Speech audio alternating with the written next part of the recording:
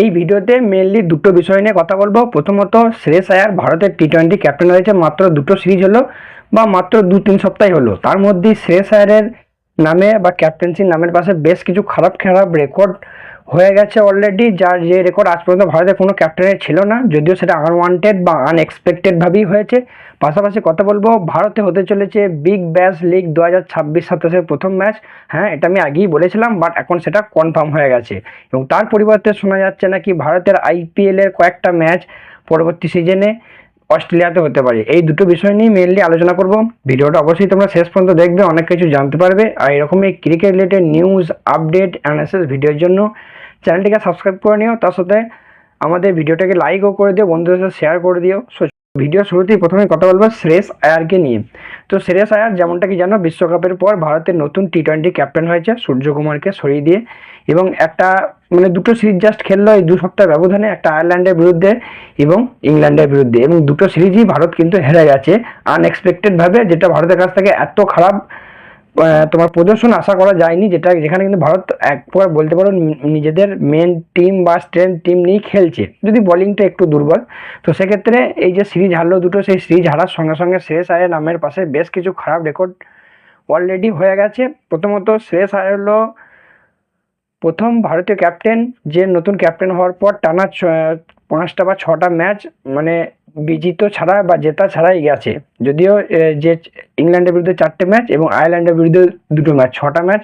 6টা ম্যাচের মধ্যে একটা ম্যাচ বৃষ্টিতে হয়নি, বাকি তোমার 5টা ম্যাচে কিন্তু ভারত হেরেছে। এটা কিন্তু ভারতের টি-20 ক্রিকেটের ইতিহাসে একটা বিরাট বড় রেকর্ড। কোনোদিন টানা এত ম্যাচ হারেনি বা এত ম্যাচ জিত ছাড়া ভারত যায়নি। দ্বিতীয় যে রেকর্ডটা, সেটা হলো প্রথমবার ক্রিকেট ইতিহাসে প্রথমবার আয়ারল্যান্ড হারালো ভারতকে। আয়ারল্যান্ডের বিরুদ্ধে এর আগে ভারত 8বার ম্যাচ খেলেছে, একটা ম্যাচও হারেনি, বাট এই প্রথমবার আয়ারল্যান্ডের বিরুদ্ধে ভারত হারলো। এবং সবথেকে বড় যেটা হাইলাইট, শুধু হারলো না, দুটো ম্যাচই হেরেছে এবং তার সঙ্গে সঙ্গে ভারত সিরিজও কিন্তু হেরেছে। অন্যদিকে 12 বছর পর ইংল্যান্ড ভারতকে কোনো টি-20 সিরিজে হারালো। এর আগে 12 বছরের আগে ভারত লাস্ট 12 বছর ধরে ইংল্যান্ডের বিরুদ্ধে, সেটা ভারতের মাঠে হোক বা ইংল্যান্ডের মাঠে হোক, কোনো মাঠেই ভারত কিন্তু সিরিজ হারেনি ইংল্যান্ডের কাছে টি-20 সিরিজ। সেই 12 বছর পর সেই সিরিজ প্রথম হারলো ভারত। এবং পরপর যে দুটো সিরিজ হারলো, এটাও প্রথম 2019 সালের পর থেকে। অর্থাৎ 2019 সালের পর থেকে এই প্রথমবার ভারত লাগাতার বা পরপর দুটো টি-20 সিরিজ হারলো। এটাও কিন্তু ভারতের জন্য একটা বিরাট বড় রেকর্ড, বা খারাপ রেকর্ডের দিক থেকে। এবং আরও একটা বড় রেকর্ড হবে যদি পরের ম্যাচটা হারে। তো ভারত যদি পরের ম্যাচ হারে, যে 5 নম্বর টি-20টা যেটা কালকে রয়েছে, সেই ম্যাচটা হারলে এটাও একটা বিরাট বড় রেকর্ড হয়ে যাবে, যে ভারত এই প্রথম 5 ম্যাচের টি-20 সিরিজের একটা ম্যাচও জিততে পারলো না। এর আগে এমনটা কোনো দিনই হয়নি, 5 ম্যাচের টি-20 সিরিজ খেলে ভারত অন্ততপক্ষে একটা বা দুটো ম্যাচও জিতেছে, বাট এই প্রথম যদি কালকের ম্যাচ হেরে যায়, তাহলে সেটাও একটা বিরাট বড় বা বিরাট খারাপ রেকর্ড হবে ভারতের জন্য। পাশাপাশি যদি ক্যাপ্টেন শ্রেয়স আয়ারকে নিয়ে কথা বলি, শ্রেয়স আয়ারের ক্যাপ্টেন্সি এর আগে খুব ভালো গেছে, সেই জন্যই ভারতীয় দলে সিলেক্ট করা হয়েছে। বাট রিসেন্ট যদি আইপিএল এবং আমাদের টি-20 ইন্টারন্যাশনাল মিলিয়ে দেখি, সেক্ষেত্রে শ্রেয়স আয়ার যে রেকর্ড, সেই রেকর্ডটা হয়তো না, মনে হয় না কোনো ফুল টাইম ক্যাপ্টেনের আছে। লাস্ট 13টা ম্যাচে ক্যাপ্টেন্সি যে করেছে শ্রেয়স আয়ার, সেটা ভারতীয় টিমের ইন্টারন্যাশনালি হোক আর ওইদিকে আইপিএল হোক, দুটো মিলিয়ে 13টা ম্যাচে, যে লাস্ট 13টা ম্যাচে ক্যাপ্টেন্সি করেছে, সেখানে মাত্র একটা ম্যাচ জিতেছে এবং একটা কোনো রেজাল্ট হয়নি, বৃষ্টির জন্য ভেস্তে গেছে, এই ইংল্যান্ডের বিরুদ্ধে প্রথম ম্যাচটা। বাকি 11টা ম্যাচ, 13টা ম্যাচের মধ্যে 11টা ম্যাচ হেরেছে কিন্তু শ্রেয়স আয়ার। তো যেটা বললাম, এরকম রেকর্ড মনে হয় না আর কোনো ফুল টাইম ক্যাপ্টেন বা এরকম একটা এক্সপিরিয়েন্স ক্যাপ্টেনের বিরুদ্ধে এরকম কোনো রেকর্ড আছে বলে। তো এটাও শ্রেয়স আয়ারের জন্য বিরাট বড় রেকর্ড। এবং তার সঙ্গে শ্রেয়স আয়ার একটা ভালো রেকর্ড করেছে, বলবো ভালো রেকর্ড ঠিক নয়, ইন্টারেস্টিং রেকর্ড।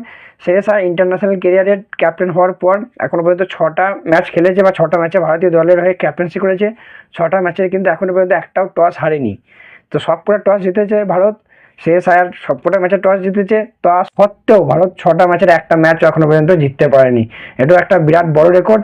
যাই হোক, আশা করবো এই রেকর্ডগুলো শ্রেয়স আয়ার খুব শীঘ্রই ভুলে যাবে। পরের ম্যাচে আমাদের মরণ বাঁচন তো বলবো না, কারণ সিরিজটা আমরা অলরেডি হেরে গেছি। এরপরে শুধু সম্মান রক্ষার লড়াই আশা করবো। ভারতীয় প্লেয়াররা ভালো খেলবে, কারণ এখানে শুধু শ্রেয়স আয়ার একা দোষ নয়, কোনো প্লেয়ার একটা দায়িত্ব নিয়ে ম্যাচ খেলেনি, বা কোনো প্লেয়ারকে দেখলাম না যে একটা দায়িত্বের সাথে ম্যাচটাকে শেষ করে এলো। একমাত্র ক্যাপ্টেন শ্রেয়স আয়ার নিজেই, যেটুকু দেখলাম, যে নিজের একটা দায়িত্ব নিয়ে একটা দায়িত্বশীল ইনিংস খেলেছে। বাকি প্লেয়ারদেরকে মনেই হলো না যে তাদের কোনো ম্যাচ জেতার বা সিরিজ জেতার কোনো রকম তাদের কোনো ইচ্ছা আছে। তো যাই হোক, দেখা যাক পরের ম্যাচে কী হয়। আর এবার কথা বলবো আজকে আমাদের পরবর্তী আপডেট নিয়ে, সেটা হচ্ছে বিগ ব্যাশ লিগ 2026-27 নিয়ে।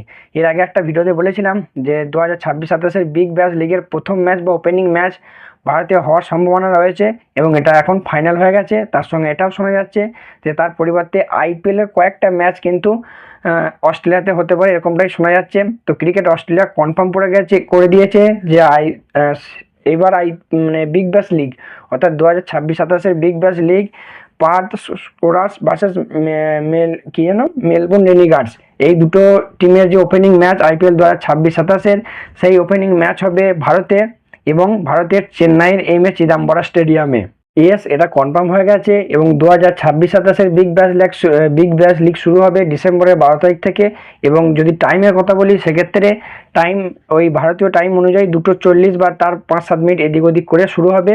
তার এইরকম টাইম হওয়ার তার কারণ অবশ্যই বিগ ব্যাশ লিগ সেহেতু অস্ট্রেলিয়ার টাইম অনুযায়ী খেলা হবে বা তাদের দর্শকদের কথা মাথায় রেখেই সেইভাবেই টাইম সিলেক্ট করা হবে বা তাদের যেটা টাইম সেই টাইম অনুযায়ী খেলা হবে, যেখানে ভারতীয় টাইম দাঁড়াচ্ছে ওই 2:30 বা 2:40 এরকম। এবার যেখানে কারণ হিসেবে জিজ্ঞাসা করা হচ্ছে যে এরকম করার কারণটা কি, যে ভারতে কেন এরকমভাবে বিগ ব্যাশ লিগের প্রথম ম্যাচ অনুষ্ঠিত করা হচ্ছে, সেখানে ক্রিকেট অস্ট্রেলিয়ার তরফ থেকে যে স্টেটমেন্ট নিয়েছে সেখানে বলা হয়েছে যে বিগ ব্যাশ মানে যে গোটা বিশ্বজুড়ে যে ক্রিকেটের জনপ্রিয়তা রয়েছে বা দর্শক রয়েছে তার পেছনে ভারতীয় বা এশিয়ান টিমের অবদান অনেকটাই, বা ভারতীয় টিমের তরফ থেকে যে জনসংখ্যা বা ক্রিকেটের জনপ্রিয়তা সেটা অনেকটাই। এবং ভারতে নাকি ক্রিকেটকে শুধুমাত্র ক্রিকেট বা খেলা হিসেবে দেখানোর একটা মানে পরব বা পুজো বা পরব যাই বলো সেই হিসেবে সেলিব্রেট করা হয়, এরকমটাই ক্রিকেট অস্ট্রেলিয়ার মনোভাব বা বক্তব্য, যার জন্য তারা আরও যাতে গ্লোবালি এক্সটেন্ড করতে পারে বা গ্লোবালি বিগ ব্যাশ লিগের জনপ্রিয়তা বাড়াতে পারে, প্লাস একটা স্পন্সরশিপের ব্যাপার থাকে, যেহেতু গ্লোবাল স্পন্সর পেলে সেক্ষেত্রে তাদের রেভিনিউ জেনারেশনটাও বা যে রেভিনিউটা পাবে বা যে টাকাটা ইনকাম করবে তার পরিমাণটাও বাড়বে। দিন শেষে সবাই ব্যবসারাই দেখে, তো এটাও একটা বিরাট বড় কারণ। প্লাস তারা এটাও খেয়াল করে দেখেছে যে ভারতীয় বিগ ব্যাশের লিগের জনপ্রিয়তা যথেষ্ট, বা ভারতীয় প্লেয়াররা বিগ ব্যাশ লিগ না খেললেও ভারতীয় দর্শকরা কিন্তু যথেষ্ট পরিমাণে বিগ ব্যাশ লিগকে দেখে বা সাপোর্ট করে। তো সেই সব কিছু কথা মাথায় রেখেই ভারতে বিগ ব্যাশ লিগ তোমার করানোর চিন্তাভাবনা চলছে, বা এমনকি হতে পারে ভবিষ্যতে একটা ম্যাচের পরিবর্তে 2-4টে ম্যাচও হতে পারে বা পরবর্তী সিজনগুলোতে এরকমটাই শোনা যাচ্ছে। এবার চেন্নাইকে কেন সিলেক্ট করা হয়েছে, যেখানে বলা হয়েছে যে চেন্নাই যে আইপিএলে সিএসকের হোম গ্রাউন্ড, সেখানে চেন্নাইয়ের প্রচুর ফ্যান ফলোয়ার্স রয়েছে, বিশেষ করে সোশ্যাল মিডিয়া জুড়ে প্রচুর ফ্যান ফলোয়ার্স রয়েছে। এবং এই সব কিছুর পেছনেই যেখানে একটা প্লেয়ারের অবদান অনেকটাই, সেটা হচ্ছে মহেন্দ্র সিং ধোনি। তাই ক্রিকেট অস্ট্রেলিয়ার যে মতবাদ মানে তাদের যে বক্তব্য সেখানে বলা হয়েছে যে চেন্নাইয়ের যে দর্শকরা রয়েছে তারা নাকি ভারতের অন্যান্য জায়গার দর্শকের তুলনায় অনেকটাই আন্ডারস্ট্যান্ডেবল। এবং সেখানে বলা হয়েছে যে চেন্নাইয়ের ঘর আছে সেখানকার দর্শকরা নাকি কোনো ইন্ডিভিজুয়াল প্লেয়ারকে বাদ দিয়ে তারা গেমের উপর বেশি ফোকাস করে বা গেমের উপর বেশি নজর দেয় ইন্ডিভিজুয়াল পারফরমেন্সের উপর থেকে। সেই জন্যই চেন্নাইকে তোমার সিলেক্ট করা হয়েছে এবং তারা আশা রাখছে যে চেন্নাইয়ের যে ফুল সিট ক্যাপাসিটি 38,000, সেই 38,000ই ফুল হবে আইপিএল নয় বিগ ব্যাশ লিগের প্রথম ম্যাচে। সেই জন্যই চেন্নাইকে আরও সিলেক্ট করা হয়েছে এই ভারতের যে যতগুলো মাঠ রয়েছে তাদের মধ্যে থেকে। আর লাস্ট যেটা নিয়ে কথা বলবো সেটা হচ্ছে তাহলে কি আইপিএলের ম্যাচ মানে অস্ট্রেলিয়াতে হবে।